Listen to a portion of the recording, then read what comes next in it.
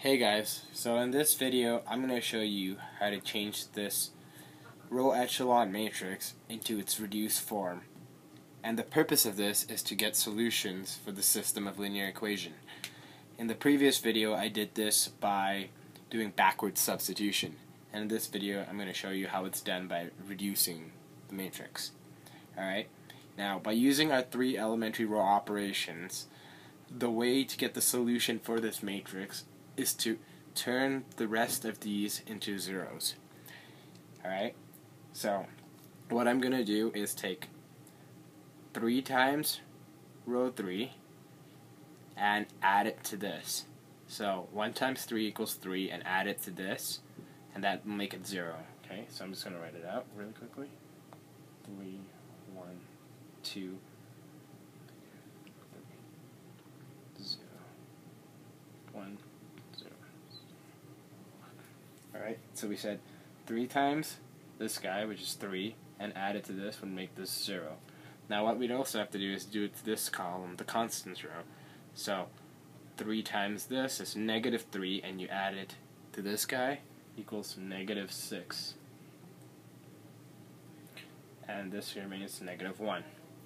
Alright, so now we've already solved this row, and we can tell that 1x2 equals negative 6.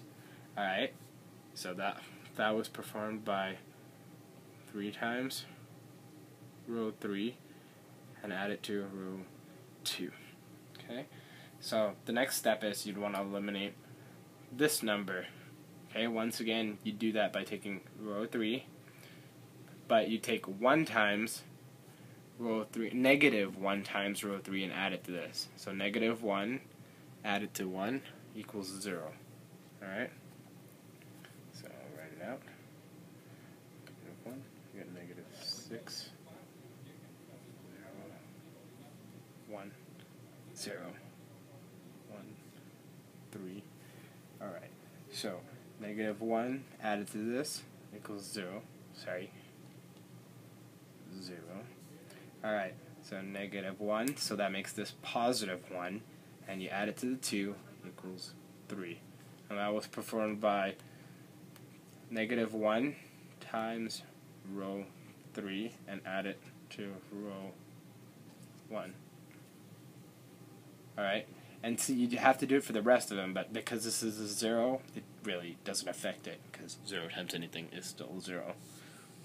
Alright, and then finally you'd perform the last row operation, where you take row 2 and add it to row 3, and you take negative 3 times row 2 and add it to this guy. So negative 3 times row 2 and add it to row 1.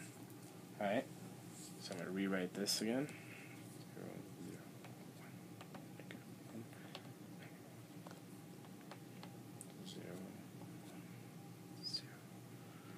1.